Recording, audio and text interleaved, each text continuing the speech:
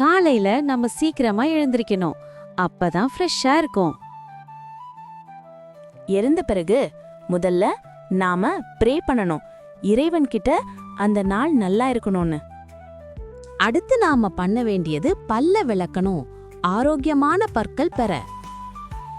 அடுத்து சுத்தமான தண்ணியால நம்ம முகத்தை கழுவணும், அப்போதான் ஃப்ரெஷ்ஷா இருக்கும். அடுத்து நல்ல சுத்தமான Dress எடுத்து போட்டு ரெடி ஆகணும். நல்ல Dress நமக்கு கான்ஃபிடன்ஸ் தரும். அடுத்து சாப்பிடுறதுக்கு முன்னே இறைவனுக்கு நன்றி சொல்லணும். அடுத்து அம்மா செஞ்ச ஆரோக்கியமான சுவையான உணவை சாப்பிடணும்.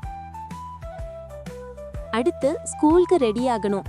அம்மா கிட்ட பிளெஸிங்ஸ் வாங்கிட்டு ஸ்கூலுக்கு போகணும்.